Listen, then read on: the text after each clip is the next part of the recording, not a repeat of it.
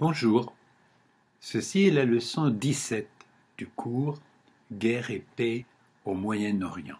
Nous commençons maintenant le chapitre 4 du cours qui portera sur les guerres du Liban. Le Liban a connu depuis son indépendance deux guerres civiles. Une petite guerre civile très courte en 1958 qui est un exemple remarquable à la fois de la compétence politique des Libanais et de leur capacité à régler les conflits entre eux, et un exemple d'intervention américaine dans un pays du Moyen-Orient qui ne débouche pas sur une catastrophe, et qui est une réussite, un des rares cas de réussite d'une intervention américaine.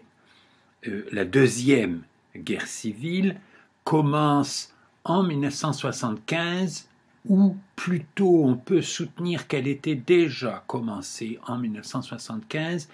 Elle se termine en 1990, mais là aussi on peut soutenir qu'en fait elle n'est pas complètement terminée et qu'elle se poursuit après 1990. Cette guerre beaucoup plus longue, beaucoup plus grave, qui fait beaucoup plus de victimes au Liban, dans cette guerre, il y a des interventions extérieures qui ont été soit inefficaces, et nous verrons pourquoi, soit qui ont aggravé le conflit de façon importante.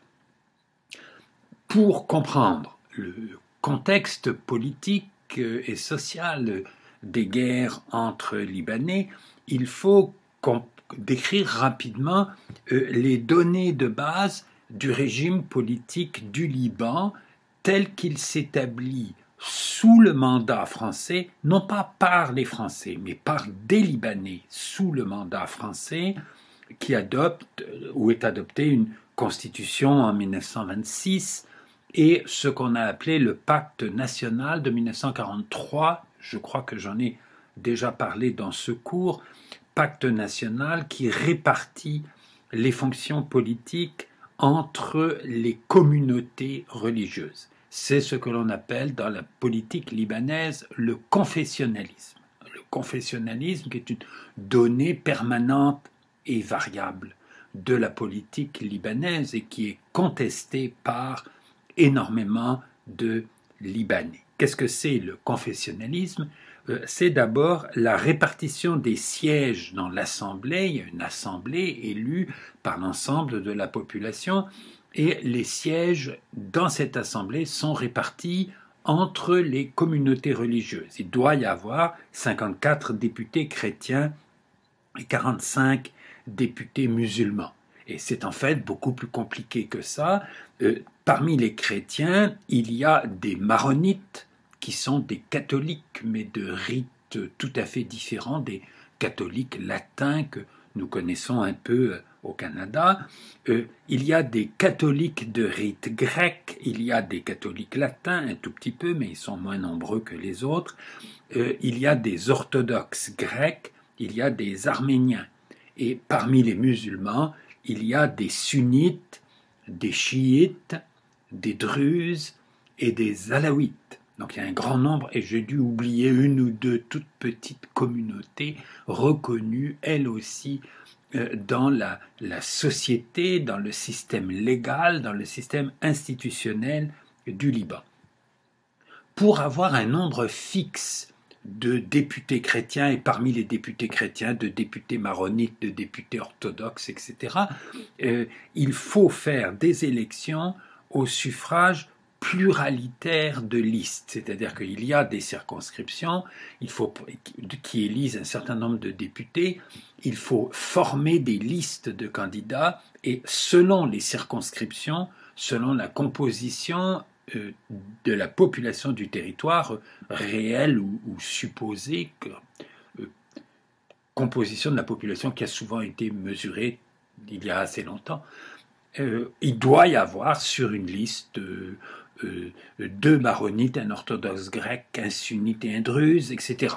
Donc, pour être candidat, il faut être candidat sur une liste qui a la composition religieuse correcte pour que le résultat total, une fois que toutes les listes qu'on a votées dans toutes les circonscriptions et qu'il n'y en a qu'une liste d'élus par circonscription, c'est le seul moyen pour avoir une composition de l'Assemblée qui corresponde à des nombres exacts selon les différentes communautés dont on veut qu'elles soient représentées dans le Parlement. C'est un système électoral qui n'est pas du tout recommandable. C'est un système électoral qui limite beaucoup la liberté de candidature des gens. On ne peut pas être candidat dans la circonscription où on habite si on n'a pas la bonne religion, si on n'a pas une des religions qui permet d'être candidat. Mais ça a eu, dans le cas du Liban, je crois, un avantage très grand.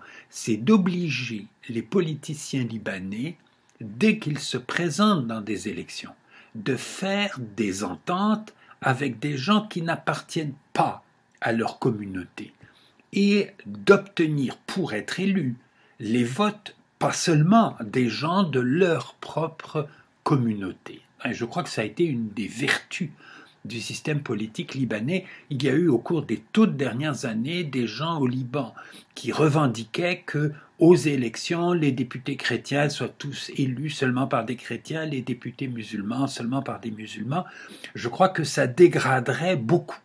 Une des qualités de la société libanaise depuis très longtemps, c'est la capacité des personnes et des politiciens de coopérer en faisant des compromis, en ayant des conflits, mais en étant capable de parler et de s'entendre souvent avec des gens qui n'appartiennent pas à leur propre communauté. Il y a une vertu de la cohabitation entre les communautés au Liban qui a été pendant longtemps meilleure que dans beaucoup d'autres des pays du Moyen-Orient et qui effectivement c'est ça qui se dégrade, c'est ça qui tourne mal dans les périodes de guerre civile.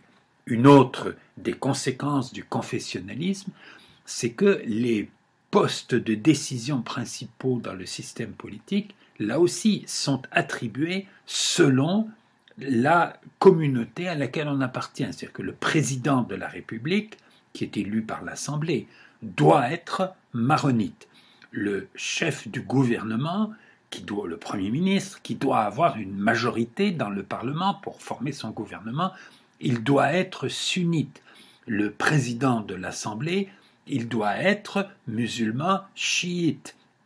Et les différents postes ministériels doivent être attribués à des gens appartenant à telle ou telle communauté, selon, je pense que le ministère de la Défense doit être un druze, le ministre de l'Éducation doit être un orthodoxe grec, je ne garantis pas, mais je pense qu'il y a un phénomène comme ça. Ce qui est sûr, c'est que les postes doivent être attribués selon l'appartenance religieuse officielle, déclarée des gens. Et le chef de l'armée, le général qui commande l'armée, doit être un maronite, comme le président de l'État. Nous verrons que ça a une certaine importance pour l'histoire politique du Liban au cours du XXe siècle ou au début du XXIe. Alors, il y a bien sûr des communautés qui sont avantagées et d'autres qui ne le sont pas. Les chrétiens sont avantagés par rapport aux musulmans parce qu'ils ont droit, à l'époque, à plus de députés que les musulmans. Ça a été changé en 1989. Aujourd'hui, le nombre de députés chrétiens et le nombre de députés musulmans est égal dans le Parlement libanais. Mais pendant longtemps, les chrétiens avaient le droit à plus de sièges, alors qu'ils étaient probablement un peu moins nombreux dans la population totale. Et puis parmi les chrétiens, les maronites sont avantagés par rapport aux autres. C'est de loin la communauté religieuse la plus puissante dans la communauté ou les communautés chrétiennes. De la même façon, les sunnites, pendant longtemps, ont été avantagés par rapport aux chiites, alors que les chiites sont plus nombreux que les sunnites. Ça a cessé d'être vrai. Aujourd'hui, au Liban, le poids politique des chiites est plus grand que le poids politique des sunnites. Mais pendant très longtemps, c'était l'inverse.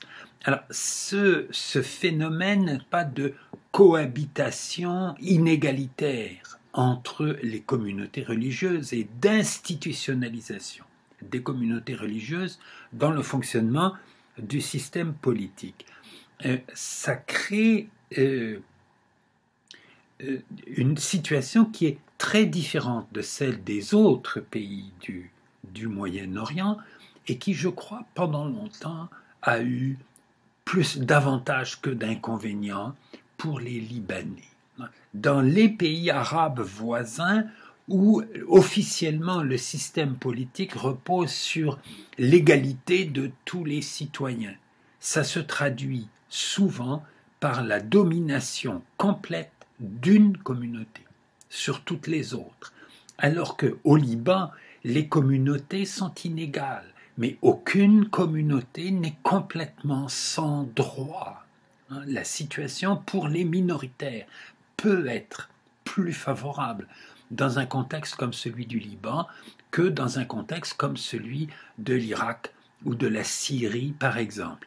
Et l'autre pays du Moyen-Orient qui fonctionne sur le même modèle, c'est Israël. Je serais tenté de dire que les deux pays du Moyen-Orient où la structure sociopolitique traditionnelle de l'Empire ottoman est préservée jusque dans la deuxième moitié du XXe siècle. Vous vous souvenez ce que je vous ai expliqué dans les premières leçons sur le système du millet, pas des communautés religieuses institutionnalisées de l'Empire ottoman. D'une certaine façon, le Liban est une république de millet, où des communautés religieuses inégales et plus nombreuses que celles qui étaient reconnues dans l'Empire ottoman, ont des règles de cohabitation entre elles.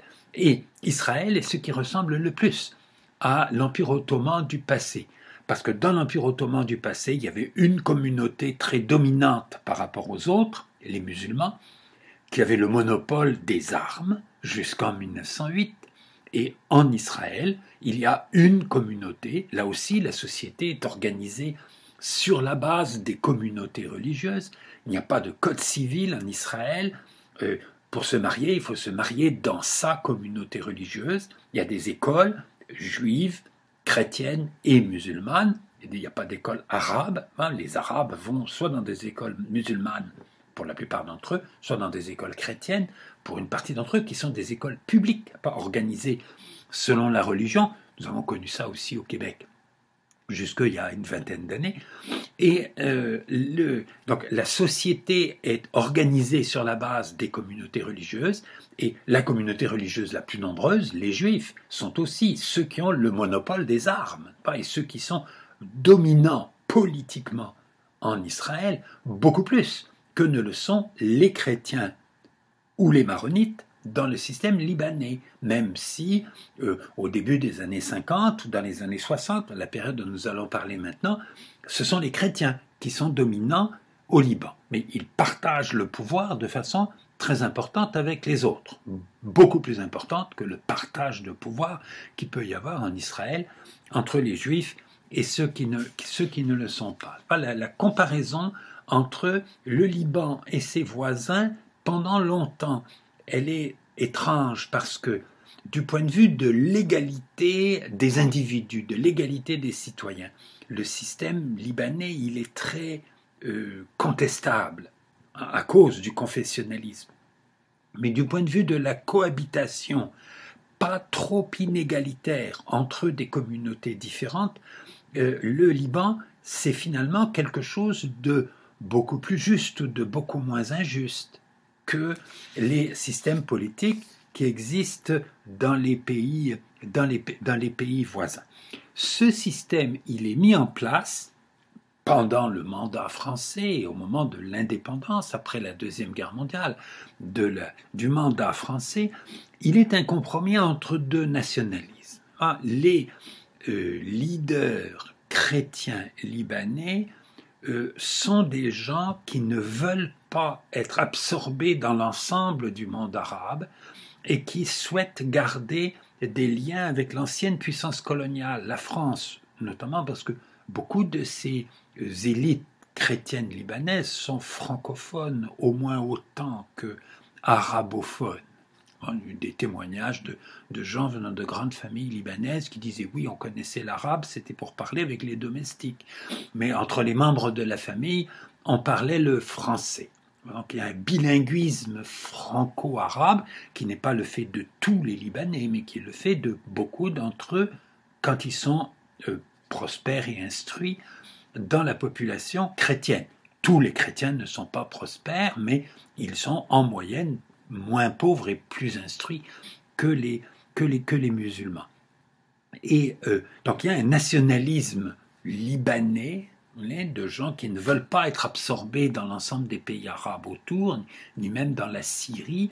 Et puis il y a un nationalisme arabe qui est plutôt le fait des musulmans et qui, eux, insistent pour que les dirigeants, que le Liban indépendant reste un membre de la Ligue arabe et fasse partie de la politique arabe dans son ensemble. Donc, le partage des pouvoirs entre les communautés religieuses est aussi le partage du pouvoir entre deux nationalismes.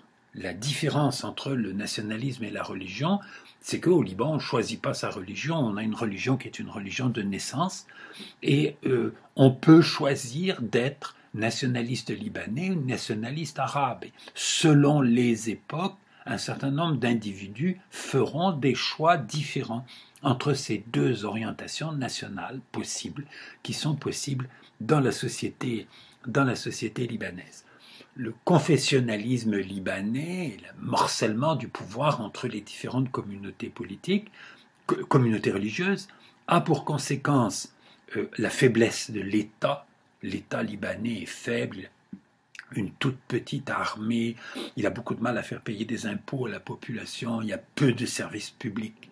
L'entreprise privée est chargée d'énormément de choses dans la société libanaise, mais il permet une liberté individuelle plus grande que dans n'importe quel pays arabe, une liberté intellectuelle aussi plus grande que dans n'importe quel pays arabe. Pendant longtemps, dans la plupart des pays arabes, il y a une censure sur les journaux, sur la publication des livres. C'est très difficile d'exprimer certaines opinions. Au Liban, on peut exprimer des opinions à la fois sur la société libanaise et sur ce qui se passe dans les autres pays arabes. Pas des Arabes d'autres pays qui cherchent à diffuser leurs idées. S'ils arrivent à le faire, c'est parce qu'ils vont arriver à le faire au Liban, ou en utilisant les ressources humaines du Liban pour diffuser leurs idées. Voilà. C'est dans le contexte de ce régime politique que a lieu la première guerre civile, celle de 1958. Elle est déclenchée essentiellement par la création de la République arabe unie au début de 1958.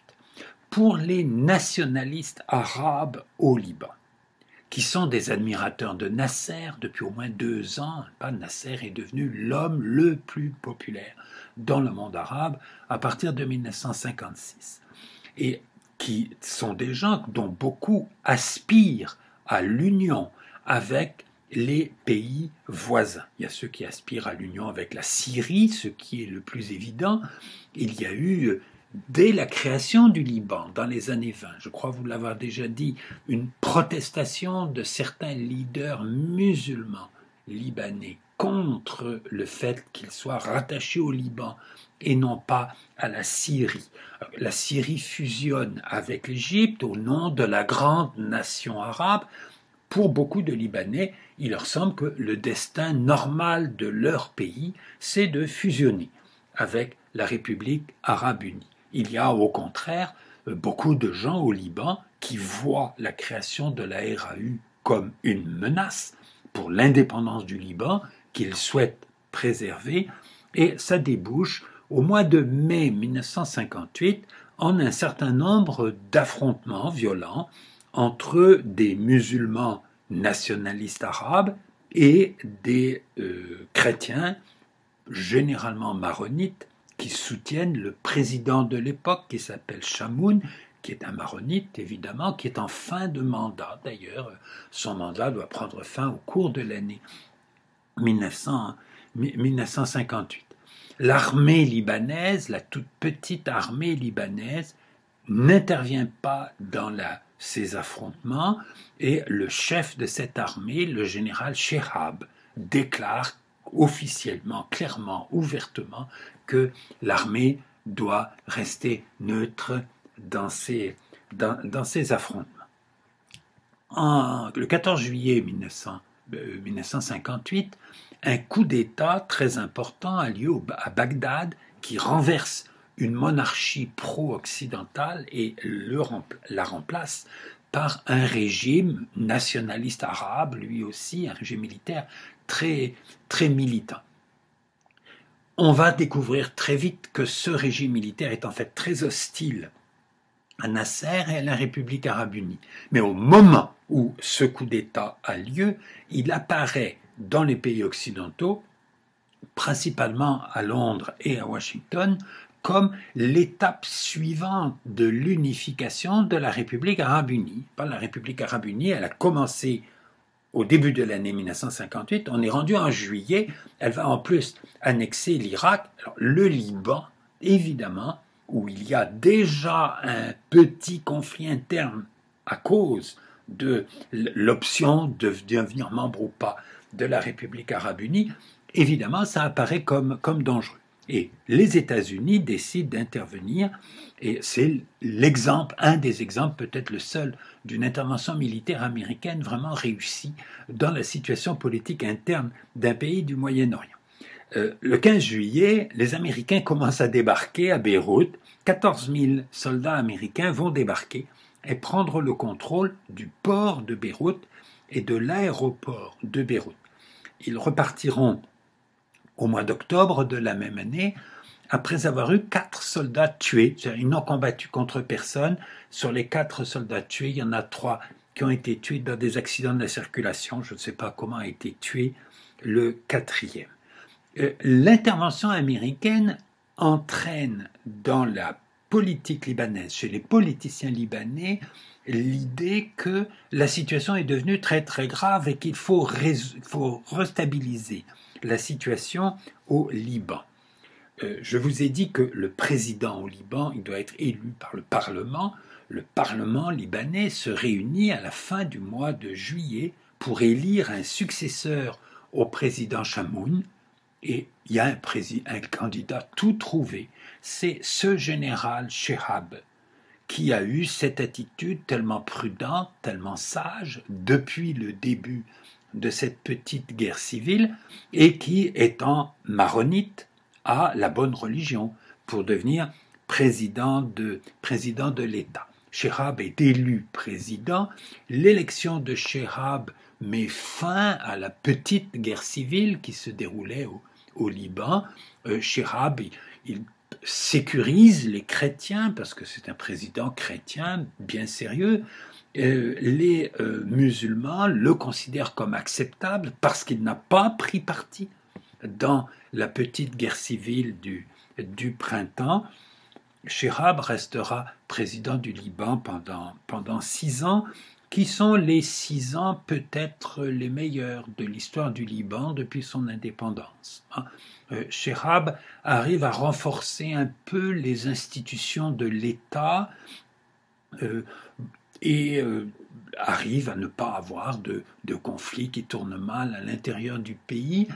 Beaucoup des Libanais, après le départ de Shehab de la présidence, donc après 1964, vont se déclarer shehabistes. Un shehabiste au Liban, ça veut dire quelqu'un qui pense que l'État libanais est trop faible et qu'il faut renforcer l'État libanais pour réaliser plus de justice et plus d'ordre public à l'intérieur de la société. Qu'est-ce qu'il faut retenir de ces deux épisodes, pour une réflexion politique générale sur la guerre et la paix? Je trouve cette histoire, elle est exemplaire pour réfléchir sur les interventions extérieures. Les interventions extérieures dans une guerre civile doivent viser à faire gagner des gens qui soient capables de stabiliser la situation.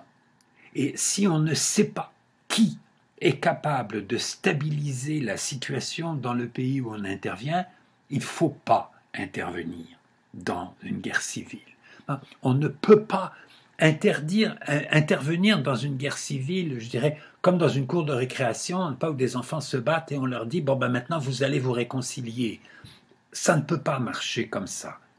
Une guerre civile prend fin avec une autorité sérieuse qui rétablit l'ordre public. Et il vaut mieux éviter que ce soit des gens complètement insupportables qui rétablissent l'ordre public. Donc on a le droit de choisir qui on soutient dans une guerre civile, mais il ne faut pas soutenir des gens qui n'ont qu'une chance de gagner. Il ne faut intervenir que si on sait comment ça peut se terminer. C'est une chose, par exemple, que les dirigeants américains de 2003, quand ils interviennent en Irak, ils n'ont jamais réfléchi sérieusement à ça. De qui peut remplacer. On se débarrasse de Saddam Hussein, qui était un type détestable. Beaucoup de gens peuvent être d'accord avec ça, même beaucoup d'Irakiens. Mais par quoi on le remplace? Si on ne sait pas par qui on va remplacer la situation politique dans laquelle on intervient, il ne faut pas intervenir. Si on refuse de choisir entre les différents adversaires parce qu'on les trouve tous aussi détestables, à ce moment-là, il ne faut pas intervenir du tout. L'intervention américaine en 1958 au Liban, elle est un succès parce que les Libanais ont trouvé la solution politique et parce que l'intervention américaine a pu aider un petit peu les Libanais à trouver la solution politique. Les Américains n'ont pas essayé d'imposer leur solution. Et c'est pour ça qu'ils ont réussi.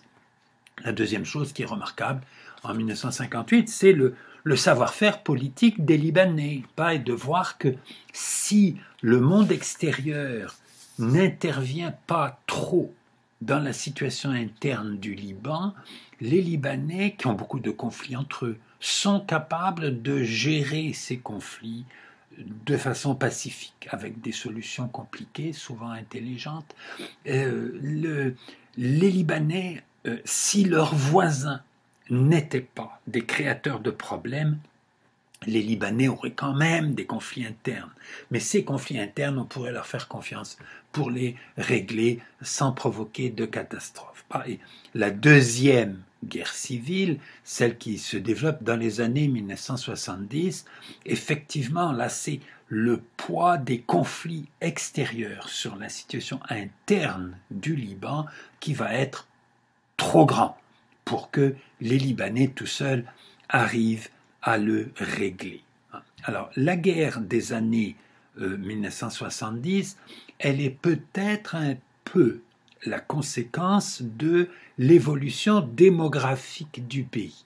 La répartition des postes de gouvernants et la répartition des sièges dans le Parlement a été faite avec la supposition que les chrétiens sont plus nombreux que les musulmans et avec le temps, les musulmans deviennent plus nombreux. C'est clair. C'était peut-être déjà le cas en 1958, c'est certainement le cas dans les années 1970, parce que les musulmans en moyenne sont plus pauvres que les chrétiens, donc ils ont plus d'enfants, c'est un phénomène classique ça dans énormément de pays, et les chrétiens émigrent plus facilement dans les pays occidentaux, parce que les pays occidentaux sont chrétiens eux aussi, et les musulmans hésitent davantage à émigrer, et donc les musulmans clairement sont devenus la majorité de la population et certains d'entre eux vont utiliser dans les conflits des années 70 l'argument que soit que le confessionnalisme est devenu complètement inacceptable,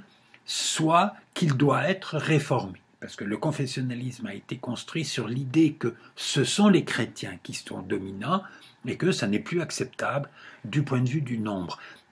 C'est un argument qui va être utilisé beaucoup au cours de la guerre des années 70, c'est pas sûr qu'il soit un élément important de l'explication. Je crois que l'élément principal de l'explication de la gravité de la guerre de 1975 par rapport à celle de 1958, ce sont les perturbations extérieures et surtout les conséquences du conflit israélo-arabe. Alors, le conflit israélo-arabe, il a des conséquences au Liban depuis 1948. Le Liban a participé à la guerre très très peu, il a une armée minuscule qui ne peut pas servir à grand-chose. En 1949, le Liban a signé un armistice avec Israël. Cet armistice pose peu de problèmes parce que la frontière entre les deux États, c'est la frontière internationale reconnue, ce qui n'est pas le cas avec l'Égypte, ce qui n'est pas le cas à cause de Gaza, ce qui n'est pas le cas avec la Syrie, ce qui n'est pas le cas avec la Jordanie. Avec le Liban, la frontière d'Israël, c'est la frontière qui avait été fixée par les Français et les Britanniques entre le mandat français au nord et le mandat britannique au sud. Donc il y a là une frontière où il n'y a pas d'attentat, il n'y a pas d'affrontement, c'est de loin le pays, le voisin le plus tranquille d'Israël. Et Israël n'est pas un voisin qui pose un gros problème au Liban. Ce qui a posé un problème, après la guerre de 48, ce sont les réfugiés. Il y a quelques centaines de milliers de réfugiés palestiniens qui se sont rendus au Liban. Et ils sont difficilement intégrables dans la société libanaise parce qu'ils modifieraient, et au détriment des chrétiens, l'équilibre entre les différentes communautés. Donc le Liban, qui est une société peu autoritaire, un État peu autoritaire, va être assez autoritaire avec les réfugiés palestiniens qui sont empêchés de sortir des camps de réfugiés ou de sortir du statut de réfugiés. En fait, beaucoup vont y arriver parce que le Liban est une société de débrouillardise et les Palestiniens débrouillards sont arrivés quand même à trouver au Liban des situations moins intéressante que de rester réfugié dans un camp recevant l'aide de l'Organisation des Nations Unies qui gère l'aide aux réfugiés palestiniens. Donc les réfugiés palestiniens, ils sont un problème potentiel, ils ne seront pas un problème politique grave avant 1967. La guerre de 1967 change beaucoup les données de ce problème. Bon, le Liban, il y a eu des gens qui disaient il faut qu'on participe à la guerre contre Israël. Les officiers de l'armée libanaise ont dit surtout pas. L'armée libanaise, elle est minuscule. Je pense que l'armée israélienne de 1967 pleinement mobilisée doit être 30 fois plus nombreuse que l'armée libanaise. Et en plus, l'armée libanaise est moins équipée, moins entraînée, etc. Il ne faut surtout pas qu'ils essaient d'attaquer Israël, ça n'aiderait personne. Et donc le Liban n'a pas participé à la guerre. La conséquence pour le Liban, ça va être l'autonomie politique de l'OLP. L'OLP, dont je vous ai dit que jusqu'en 1967, c'est purement et simplement un instrument de la politique égyptienne. Après 1967, l'OLP conquiert une autonomie de décision, d'abord en Jordanie, mais aussi dans les autres pays arabes, y compris au Liban, où la capacité de contrôle de la situation par l'État est faible. Des représailles israéliennes contre le Liban commencent en décembre 1968. Où une opération de destruction d'avions sur l'aérodrome de Beyrouth a lieu par l'armée israélienne, en représailles d'ailleurs d'un attentat contre un avion israélien qui avait eu lieu ailleurs dans le monde. Mais le Liban est considéré comme l'endroit d'où sont partis les gens qui ont fait l'attentat, donc le Liban est considéré comme responsable de cet attentat. Les Israéliens ont une politique de sécurité qui est un petit peu obsédée par l'idée qu'il faut faire des représailles. Et quand on ne sait pas bien contre qui faire des représailles, en 1968, on fait une représaille contre le Liban, parce qu'après tout, c'est là que c'est le moins difficile de faire une représaille.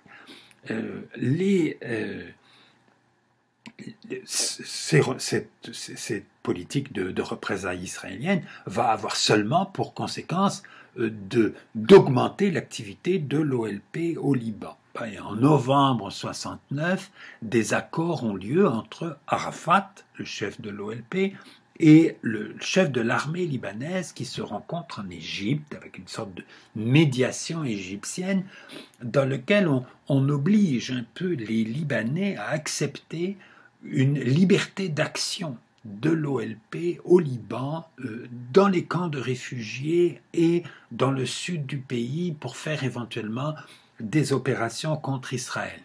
Tout se passe un peu comme si l'Égypte et la Syrie, qui contrôlent très bien les Palestiniens sur leur propre territoire. L'Égypte en 69, elle est en guerre d'usure contre Israël. La Syrie, elle a des affrontements sur le Golan contre Israël. Mais les Palestiniens ne viennent pas s'en mêler. Ils ne veulent surtout pas que ce soit l'OLP qui vienne faire des histoires sur ce terrain-là. Et en 1970, il va y avoir un cessez-le-feu sur le canal de Suez. L'OLP, elle a encore une liberté d'action en Jordanie. À partir de 1970, elle ne va plus l'avoir. Donc les États arabes, notamment l'Égypte, je dirais, poussent le Liban ou exigent du Liban que par solidarité arabe, il accepte une liberté d'action des Palestiniens sur son territoire, alors que l'Égypte ne l'accepte pas sur son propre territoire. En septembre 1970, l'OLP qui perd sa liberté d'action en Jordanie, j'en ai déjà parlé, l'OLP se replie sur le Liban.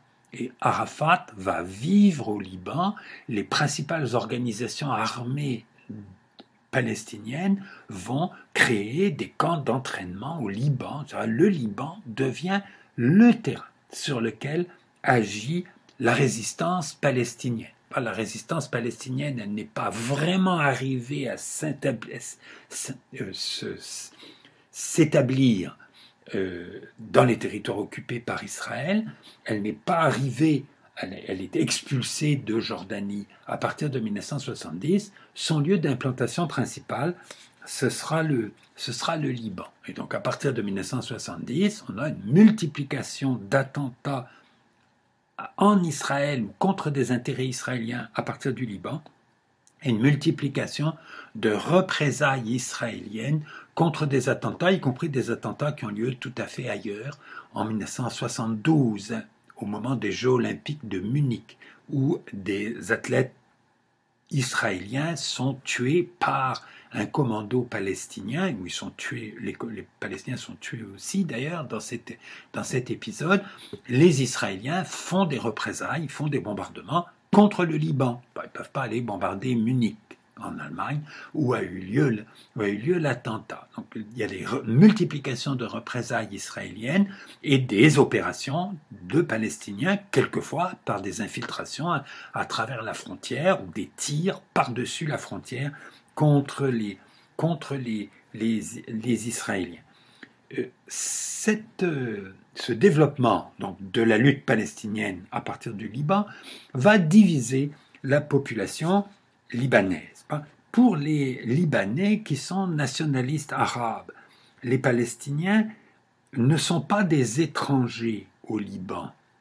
Et la lutte contre Israël est celle de toute la nation arabe, dont le Liban fait partie.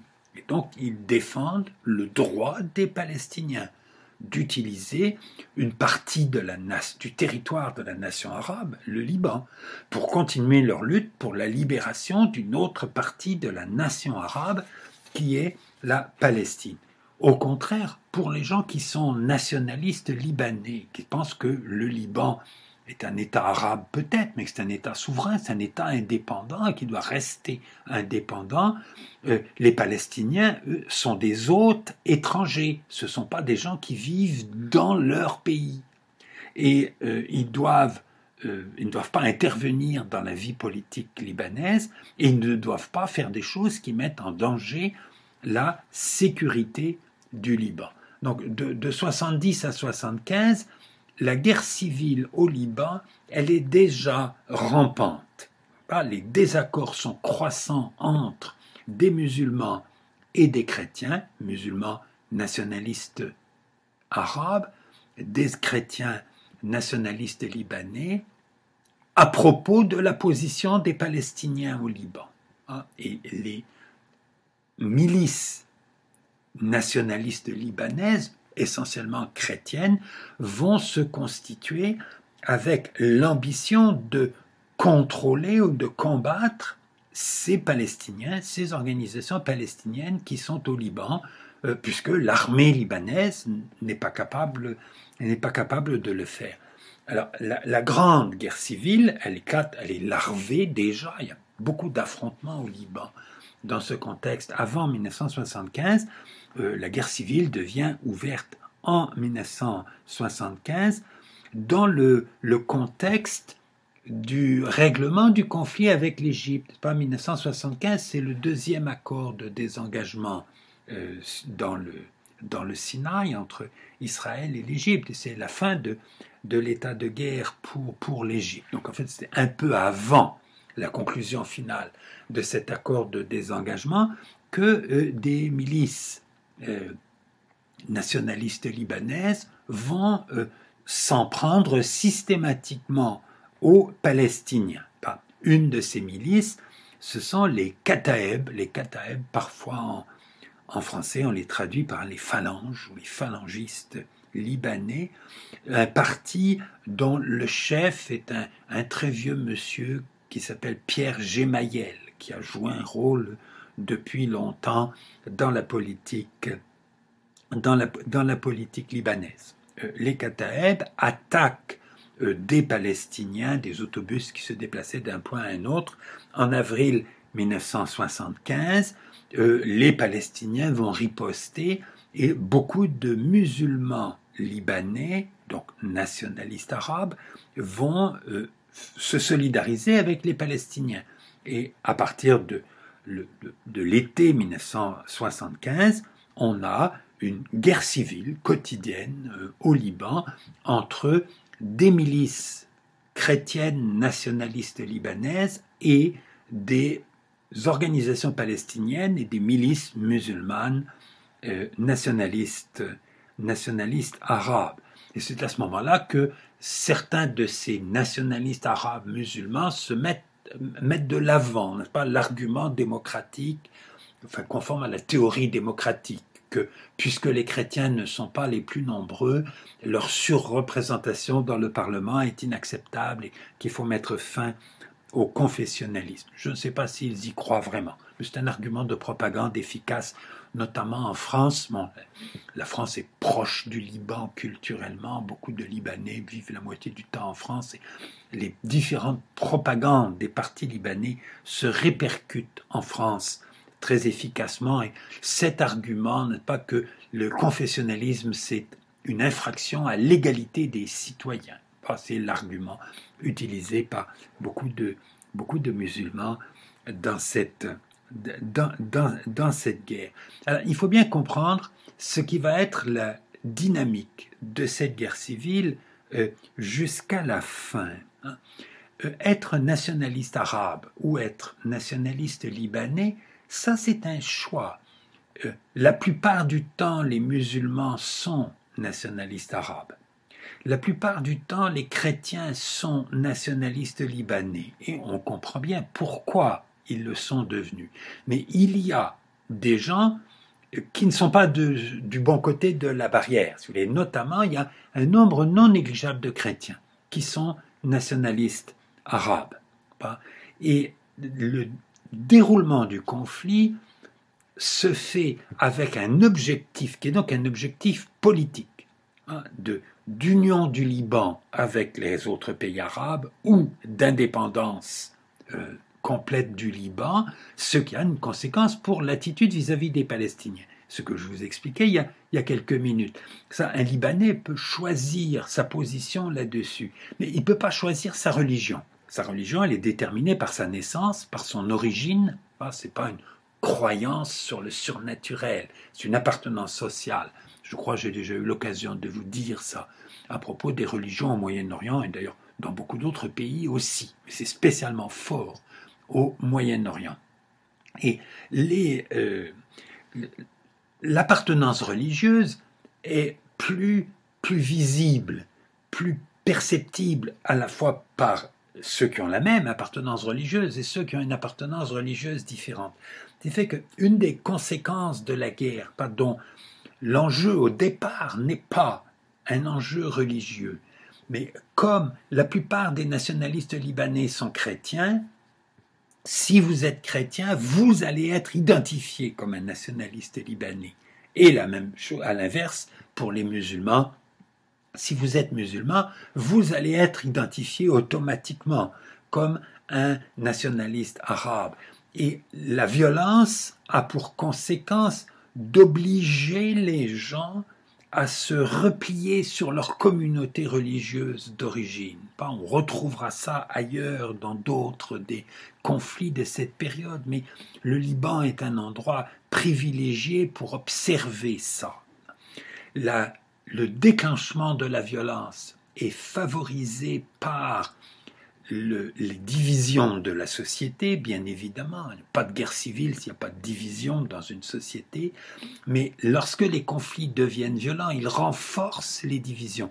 Et ils renforcent les divisions le long des clivages religieux, beaucoup plus que le long des clivages politiques. Les clivages politiques se mettent à s'aligner sur les clivages religieux parce que les clivages religieux sont plus anciens, sont plus rigides, sont plus perceptibles par tout le monde dans la société, parce qu'on ne peut pas changer de religion où c'est extrêmement difficile.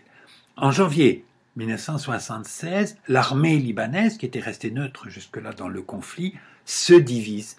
Certaines unités de l'armée libanaise rejoignent les milices nationalistes libanaises et d'autres unités de l'armée rejoignent les unités nationalistes arabes. Et ils le font souvent avec leur équipement, notamment avec leurs canons. En 1975, les combats de la guerre civile du Liban se font avec des armes individuelles, avec des fusils, des mitraillettes ou des grenades.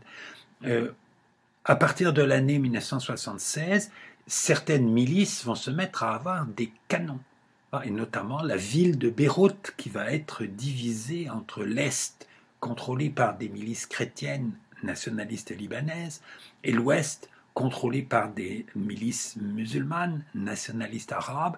Ils vont avoir des canons et qui vont tirer sur l'autre moitié de la ville quand il y a des affrontements. Il y a des trêves et puis il y a des périodes d'explosion de la guerre civile. Donc la guerre civile devient beaucoup plus grave à partir de le début de l'année 1976.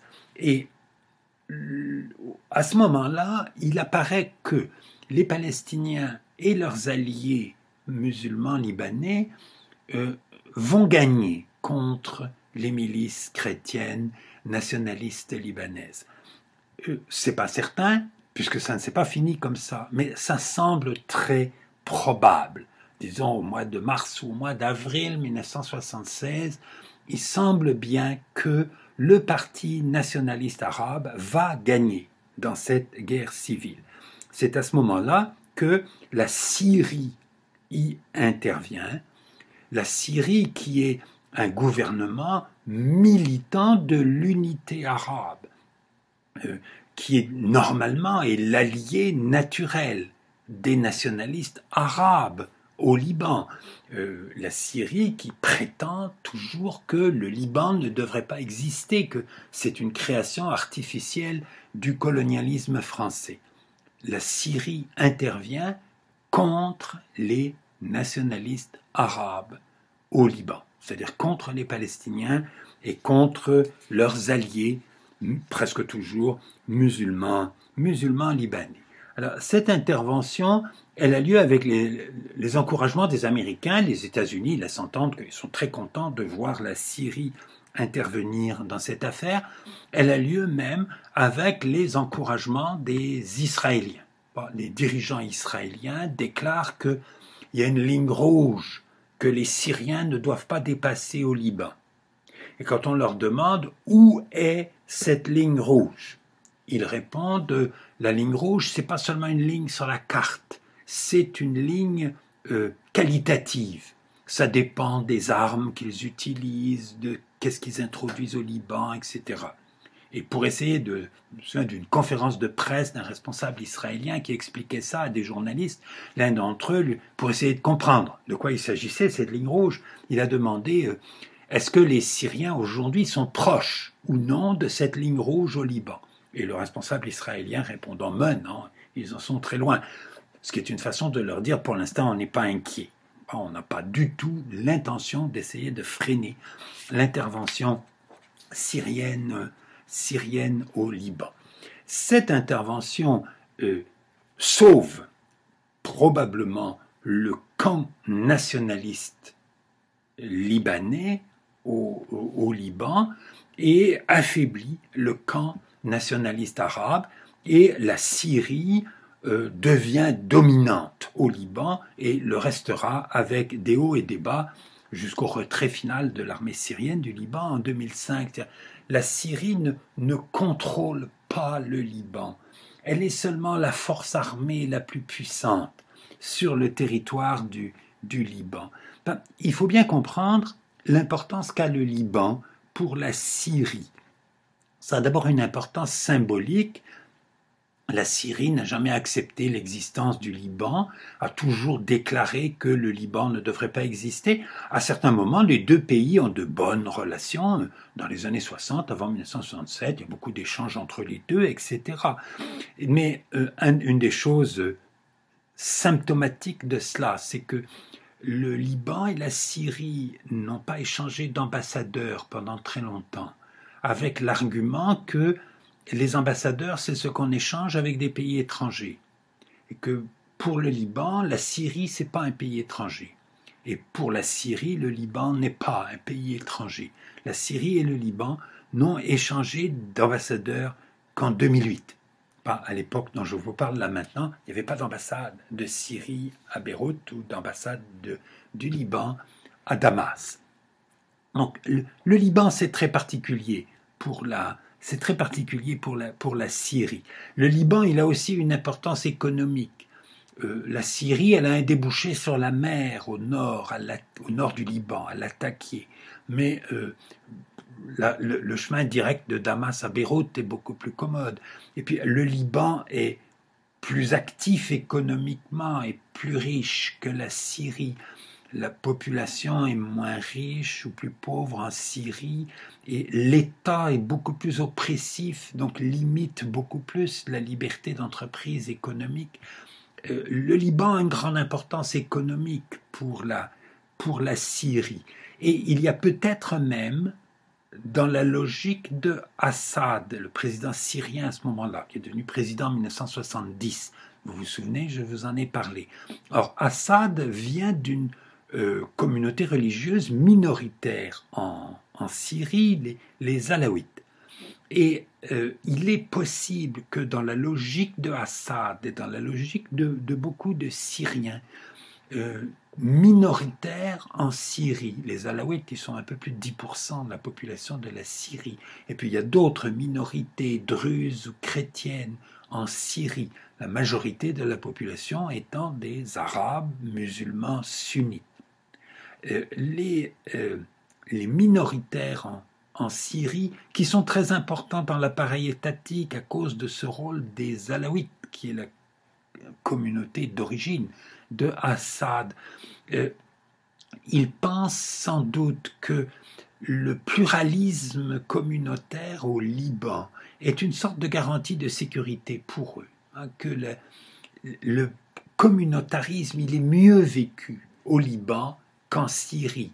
Et pour les communautés minoritaires et qui peuvent se sentir menacées d'une façon ou d'une autre en Syrie, savoir que les communautés sont plus fortes au Liban, que ça c'est avantageux. Donc, pour toutes ces séries de raisons, la politique syrienne au Liban, elle sera très très ambiguë. À la fois, le Liban, c'est extrêmement important dans les préoccupations politiques de l'État libanais, de l'État syrien. Le Liban devient la question la plus importante. Le but n'est pas de dominer n'est pas de contrôler le Liban. D'ailleurs, l'armée syrienne contrôle très peu de choses. L'armée syrienne au Liban, elle entretient le désordre. Elle empêche n'importe quelle milice de l'emporter définitivement. Ils ont empêché les nationalistes arabes et les Palestiniens de l'emporter en 1976. À partir de 1978-79, ils vont plutôt empêcher les chrétiens, les nationalistes arabes, nationalistes libanais, de se renforcer trop face à leurs adversaires au sein du Liban. Alors, ça entraîne un effondrement complet de l'État libanais. Il y a un président au Liban, Sarkis, qui est élu en 1976, un homme qui se déclarait chéhabiste d'ailleurs, qui est élu par le Parlement, président du Liban en 1976. Il contrôle le palais présidentiel et l'aéroport. L'aéroport de Beyrouth était gardé par des soldats de l'armée libanaise, qui ne contrôlaient plus rien au Liban sauf l'aéroport, parce que les différents partis dans la guerre civile voulaient pouvoir continuer à utiliser l'aéroport, donc il ne fallait pas que l'aéroport soit contrôlé ni par les milices nationalistes arabes, ni par les Palestiniens, ni par les Syriens, ni par les milices nationalistes libanaises. Donc l'armée libanaise continue à contrôler l'aéroport. Quand on sort de l'aéroport, on se met à être contrôlé par telle ou telle milice selon la direction que l'on prend en quittant l'aéroport. La guerre civile rampante continue, y compris dans les territoires où l'armée syrienne est présente, et elle n'est pas présente partout. Elle ne contrôle pas l'est de Beyrouth et la montagne et la zone côtière qui est au nord de Beyrouth, et elle ne contrôle pas le sud du pays. Je vais y revenir dans un instant. Dans les années qui précèdent immédiatement 1982, le camp nationaliste libanais, donc, qui contrôle une zone où il n'y a pas de soldats syriens. Ils arrivent à ne pas avoir d'occupation syrienne sur la portion de territoire qu'ils contrôlent. Il va y avoir un certain nombre de combats entre eux qui permet au Kataeb, dont j'ai parlé tout à l'heure, dont le chef est devenu Bachir Gemayel, qui est un des fils de Pierre Gemayel, l'homme dont j'ai parlé tout à l'heure, qui devient le chef de la milice de son père, schéma classique de la politique libanaise, et il va unifier le camp nationaliste libanais en éliminant des rivaux. Il y a un certain nombre de dirigeants chrétiens libanais qui vont être assassinés par d'autres chrétiens libanais pour unifier l'ensemble des milices dans ce qui va s'appeler les forces libanaises. Donc, Bachir Gemayel devient le chef. Donc, le camp nationaliste libanais, dans son réduit de l'est et du nord de Beyrouth, là, se met à être assez cohérent pendant cette période, à s'armer de façon efficace et à avoir une direction unifiée. C'est dans ce contexte que commencent les tentatives israéliennes de transformation du Liban. Alors, les interventions israéliennes au Liban, elles sont fréquentes depuis 1968. Nous l'avons vu.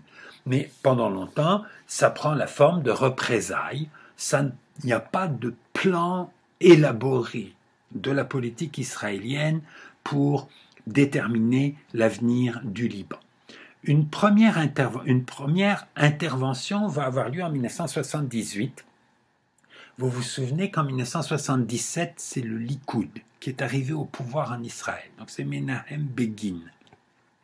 On a un gouvernement israélien un peu plus agressif ou nettement plus agressif que le gouvernement travailliste précédent. Gouvernement travailliste qui faisait déjà beaucoup de représailles contre le Liban. Et le Likoud, à la suite d'un attentat spécialement grave en Israël qui a lieu au début de l'année 1978, le gouvernement lance l'armée israélienne qui envahit le sud du Liban dans une opération qu'on a appelée l'opération Litani. Le Litani, c'est un petit fleuve qui coule au Liban. L'armée israélienne avance jusqu'au Litani en chassant des combattants palestiniens qui étaient dans cette région et qui organisaient des infiltrations en Israël avec des attentats ou des tirs d'artillerie ou de mortiers par-dessus la frontière. On est dans un schéma qui ressemble à ce qui se passait en 1968 ou 69 avec la Jordanie. Il y a des camps palestiniens de l'autre côté de la frontière et on fait des opérations plus ou moins importantes de l'autre côté de la frontière pour essayer de les éliminer ou de les éloigner.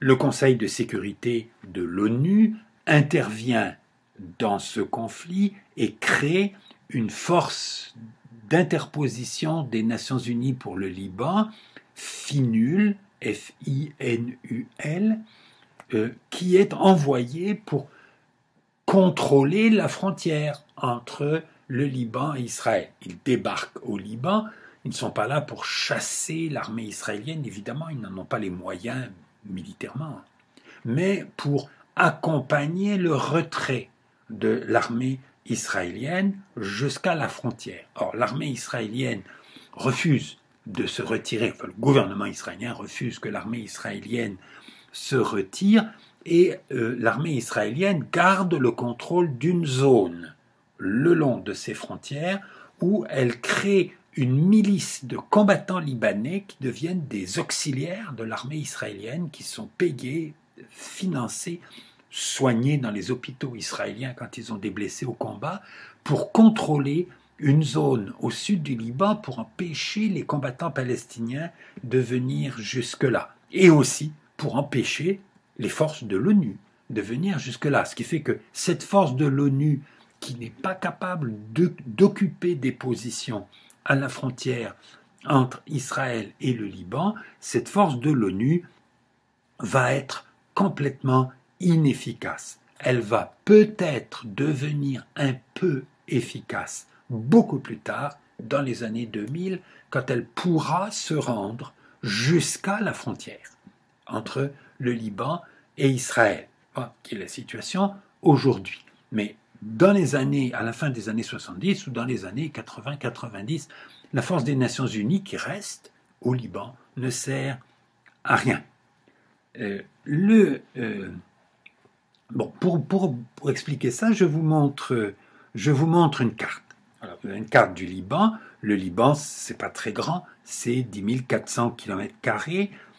C'est moins du double de l'île du Prince-Édouard, pour vous donner une idée de la taille que ça peut avoir. Ça a, à ce moment-là, entre 3 et 4 millions d'habitants.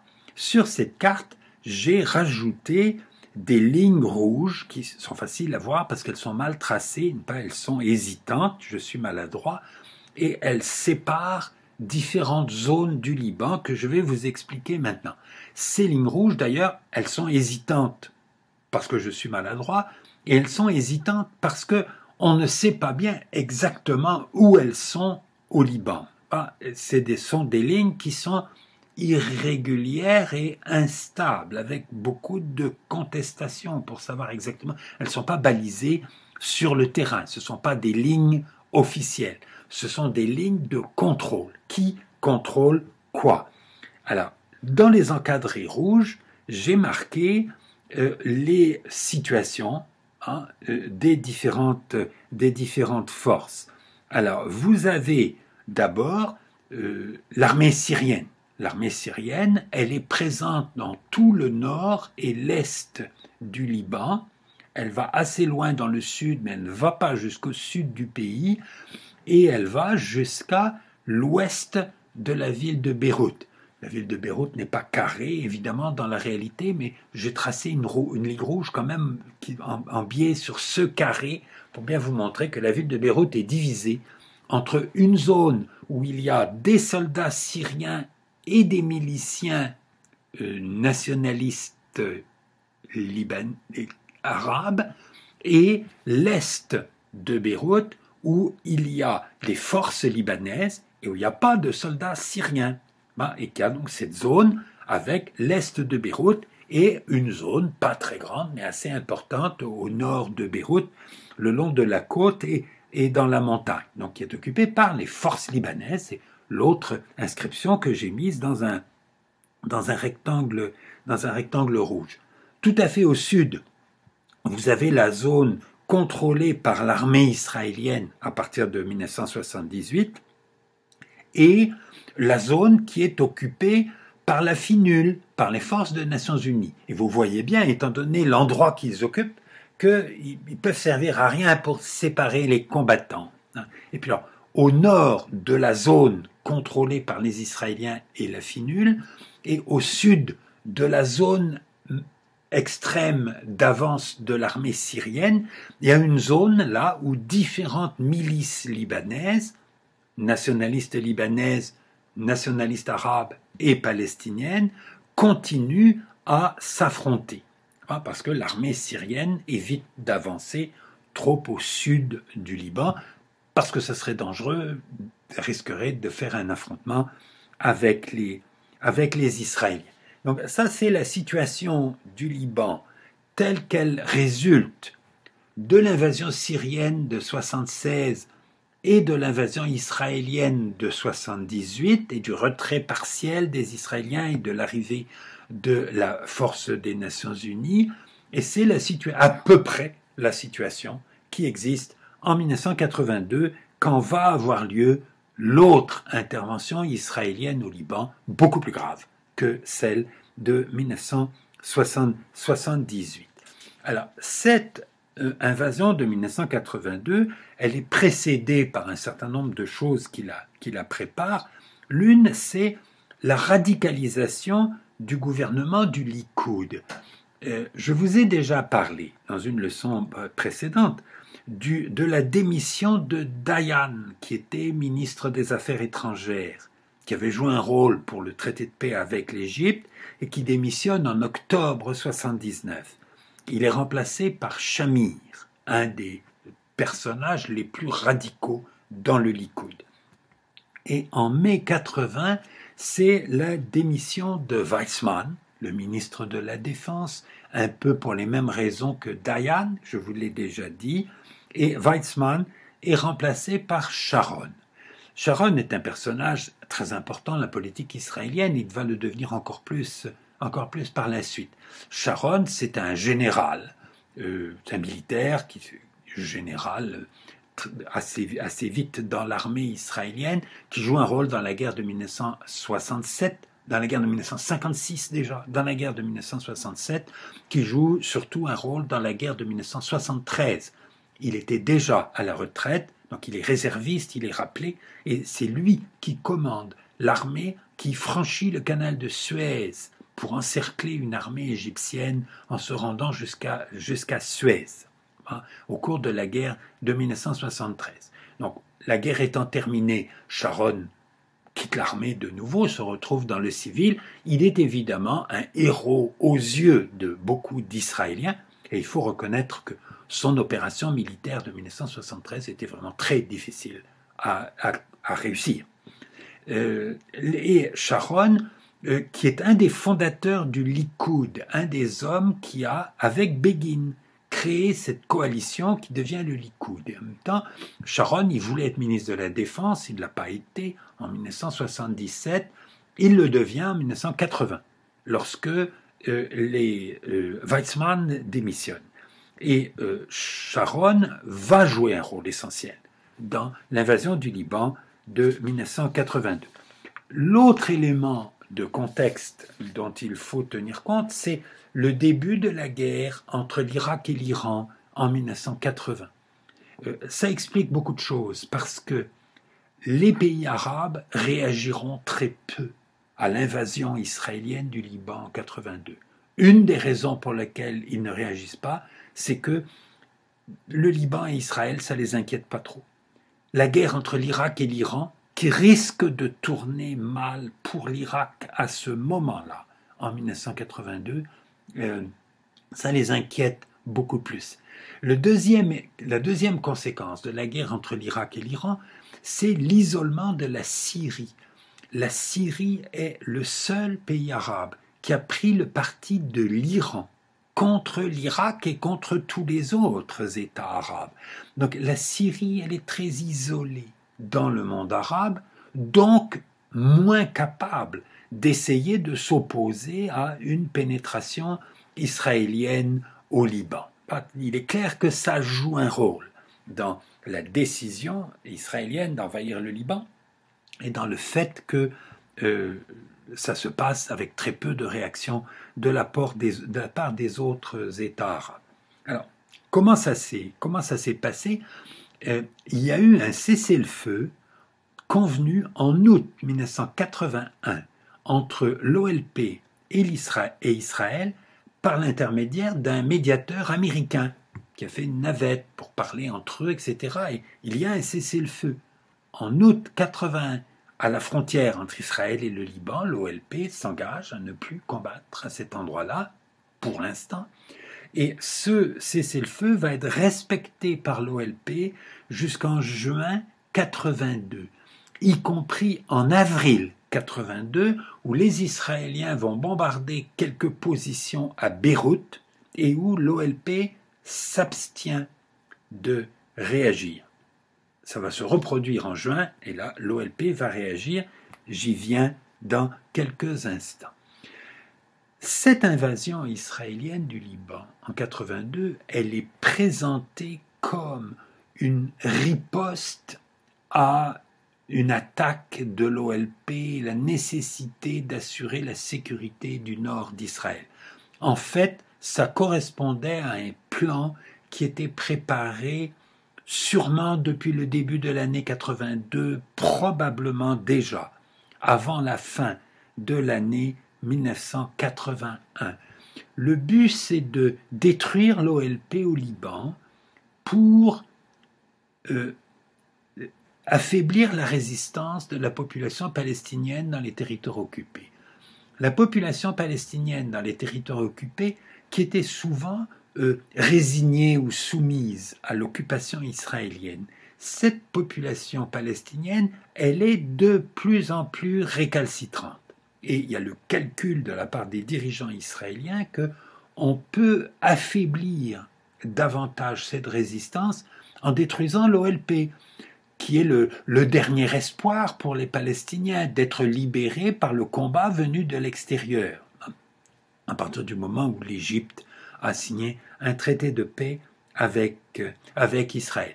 Il y a aussi le discours de propagande que la guerre contre le Liban, ça va permettre d'avoir un deuxième traité de paix.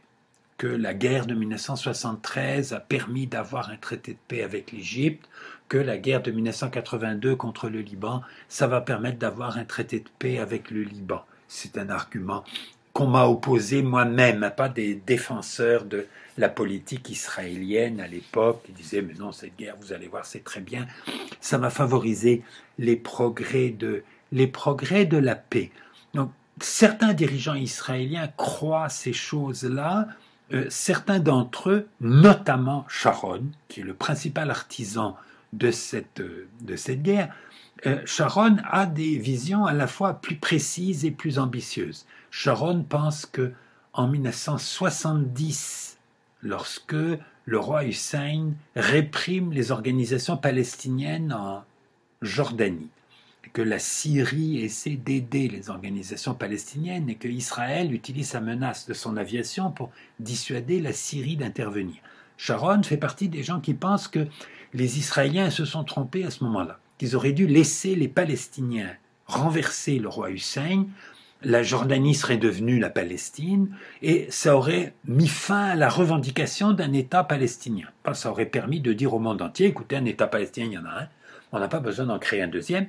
Et les Palestiniens de Cisjordanie, s'ils veulent rester là, ils doivent accepter d'avoir un statut de seconde zone. Ils ne sont pas citoyens en Israël.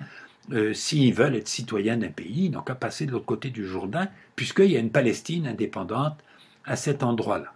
Et donc l'idée, c'est qu'on aurait dû laisser faire ça en 1970, et donc on va le faire en 1982. On va envahir le Liban, on va chasser les organisations palestiniennes du Liban, elles vont se réfugier en Jordanie, on ne va pas les en empêcher, et on va essayer de recommencer le scénario qu'on aurait dû appliquer après 1970. Il y a un projet comme ça compliqué et ambitieux, mais face à ces projets israéliens, il y a ceux de Bachir Gemayel. Bachir Gemayel qui est devenu le leader incontestable du camp chrétien et nationaliste libanais au Liban.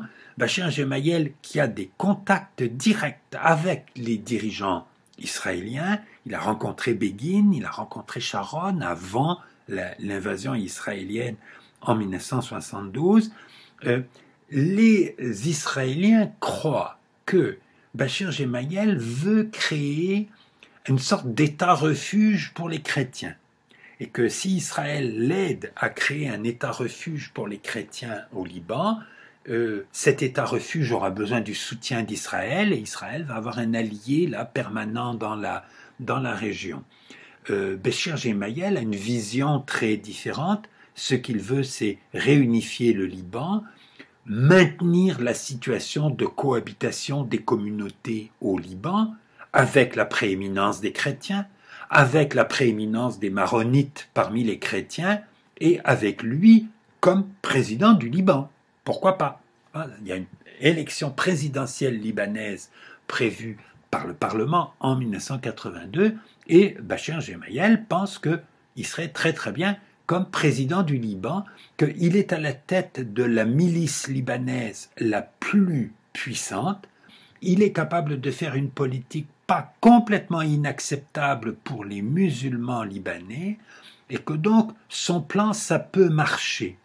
Ce qu'il ne peut pas faire, c'est expulser l'armée syrienne, parce que ça c'est beaucoup trop puissant.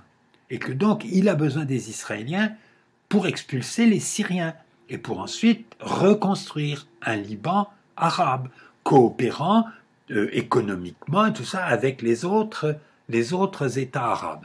Gemayel et les dirigeants israéliens ont des visions très différentes. Les dirigeants israéliens se font des illusions sur les objectifs de Gemayel, et Gemayel se fait des illusions sur la volonté des dirigeants israéliens de l'aider. Mais il n'a pas d'autre allié possible pour l'aider à expulser l'armée syrienne du Liban. Alors, le cessez-le-feu qui était convenu donc depuis 1981 est rompu en juin 82 par Israël à la suite d'un attentat qui a eu lieu à Londres.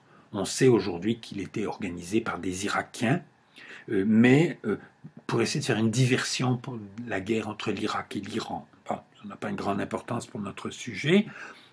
Les Israéliens accusent l'OLP, bombardent des positions de l'OLP au Liban. Cette fois, l'OLP riposte, et à ce moment-là, le gouvernement israélien dit « Vous voyez, l'OLP est une menace pour le nord d'Israël, pour la Galilée », et donc il annonce une opération qu'il appelle « Paix en Galilée ». Et l'armée israélienne est envahie, mais alors vraiment en force, avec des effectifs très importants. Pour couvrir cette invasion, les Israéliens envoient leur aviation détruire des bases de missiles anti-aériens qui avaient été installées par les Syriens au Liban. Ils détruisent ces missiles, l'aviation syrienne essaie d'intervenir, elle est complètement surclassée par l'aviation israélienne. L'aviation syrienne perd des dizaines d'avions, les Israéliens, je crois, n'en ont perdu aucun dans cette bataille aérienne. L'armée de terre syrienne fait bien attention à ne pas affronter l'armée israélienne, donc elle se retire. Je crois qu'il y a eu à peu près aucun combat à terre entre des Syriens et des Israéliens en 1982. Donc la pénétration de l'armée israélienne en force dans le sud du Liban est extrêmement facile. Il repousse ou neutralise ou oblige à se cacher les combattants palestiniens qui étaient dans cette région, et ils arrivent très vite aux portes de Beyrouth, et ils commencent à assiéger Beyrouth, à bombarder Beyrouth et à exiger que les combattants palestiniens et la direction palestinienne qui se trouve dans Beyrouth, Arafat est dans Beyrouth à ce moment-là, se retirent de Beyrouth. Des élections présidentielles libanaises ont lieu le 23 août. Et Béchir Gemayel est effectivement élu président du Liban. Ça a étonné énormément de gens à l'époque. Il y en a d'autres que ça n'a pas étonné, qui se sont rendus compte que la présence militaire syrienne au Liban s'est fait détester par tout le monde. Ils se sont fait détester par les chrétiens libanais, nationalistes libanais, qui voulaient libérer l'ensemble de leur pays, et ils se sont fait détester par les musulmans libanais. Les Syriens, ils sont dans les zones habitée par les musulmans. C'est dans cette zone que la présence des soldats syriens est fatigante et a toute une série d'inconvénients. Et le fait que Béchir Gemayel pouvait être élu président du Liban, finalement, ce n'est pas tellement étonnant. Il est intéressant de noter qu'il a été élu par des députés chrétiens, bien sûr, mais aussi par un certain nombre de députés musulmans, qui ont fait partie de ces gens qui ont pensé qu'il avait une chance de rétablir un Liban indépendant qui serait gouverné par des chrétiens. Ce n'était pas forcément le chrétien le plus sympa aux yeux des musulmans. Ce n'est pas forcément lui qu'ils avaient envie comme chef, mais c'était lui qui était le seul à avoir une chance d'arriver à ça, rétablir l'indépendance du Liban, et qu'après tout, ça serait pas mal, même pour les musulmans, de rétablir l'unité du Liban et d'obtenir le retrait de l'armée syrienne du Liban. Les Israéliens continuent à bombarder Beyrouth, assiéger et bombarder Beyrouth. Ils ne veulent pas entrer dans la ville pour ne pas avoir trop de pertes. Une force internationale est envoyée à Beyrouth pour évacuer les forces palestiniennes et les dirigeants palestiniens. Cette force, elle est composée de soldats américains, français et italiens. Et les forces de l'OLP qui étaient dans Beyrouth sont évacuées. Et le 14 septembre, Béchir Gemayel est assassiné. Donc le nouveau président du Liban qui venait d'être élu est assassiné. Un immeuble dans Beyrouth où il travaillait avec certains de ses collaborateurs. L'immeuble saute, s'effondre entièrement, le tuant et tuant beaucoup de ses collaborateurs. Les Israéliens prennent argument de la mort de Béchir Gemayel pour pénétrer militairement dans la ville de Beyrouth en disant la situation est changée, là maintenant pour assurer la sécurité, on doit occuper l'essentiel de la ville de Beyrouth, et ils autorisent des miliciens nationalistes libanais, des Kataeb, à pénétrer dans 2 camps de réfugiés palestiniens, Sabra et Shatila, qui étaient dans la banlieue sud de Beyrouth. Et ces miliciens se livrent au massacre de plusieurs centaines de personnes à l'intérieur de ces camps. Les militaires israéliens qui sont juste à côté, certains sont dans un immeuble juste au-dessus, ils peuvent regarder ce qui se passe, ils écoutent à la radio les communications des miliciens entre eux. Il y a des Israéliens qui sont des militaires israéliens qui sont aux premières loges pour assister à ce qui se passe. Il y a ceux qui font semblant de ne pas voir, il y a ceux qui sont scandalisés par ce qu'ils observent et préviennent en arrière. L'armée israélienne, c'est des militaires professionnels, c'est des réservistes aussi. Les rumeurs se répandent en Israël de ce qui est en train de se passer dans les camps de réfugiés. Sharon, le ministre de la Défense, essaie de calmer, dit mais non, tout est normal, etc. Et puis le scandale éclate de plus en plus. L'armée israélienne est obligée d'ordonner aux miliciens libanais de se retirer des camps. Il le leur ordonne d'ailleurs en leur laissant un délai de 12 heures entre le moment où il leur demande de sortir et le moment où ils doivent être sortis, ce qui leur laisse le temps de cacher beaucoup des choses qu'ils ont faites dans le camp. Alors, les massacres de Sabra et Shatila ont un certain nombre de conséquences immédiates. D'abord, de faire un scandale politique important en Israël et dans le monde. Il y a là une guerre que beaucoup de gens critiquent en Israël dès le départ. Il y a une guerre qui est critiquée encore plus, y compris dans l'armée, par beaucoup de militaires qui sont scandalisés par ce dont on les a rendus complices, pas de pourquoi cette guerre a-t-elle été conduite et a-t-elle abouti à ce résultat. Il y aura un rapport d'une commission israélienne sur ce qui s'est passé dans ces massacres, qui sera publié au début de 1983. J'en parlerai dans la prochaine leçon. Le scandale international provoqué par les massacres entraîne le retour de cette force internationale qui avait été retirée après le départ des miliciens, des combattants palestiniens de Beyrouth et avant l'assassinat de Béchir Gemayel. Pas une erreur là de l'intervention, ils auraient bien dû rester. Ça aurait beaucoup mieux valu. Ils reviennent après les massacres de Sabra et Shatila pour reprendre le contrôle de la ville de Beyrouth. Et c'est une intervention assez bien conçue. Je vous ai dit tout à l'heure, il y a trois origines des soldats. Il y a des Américains.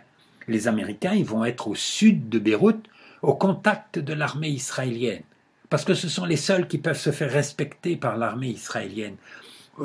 Lorsque les Israéliens ont envahi le Liban au début de l'été, ils ont traversé la zone où sont les casques bleus de l'ONU.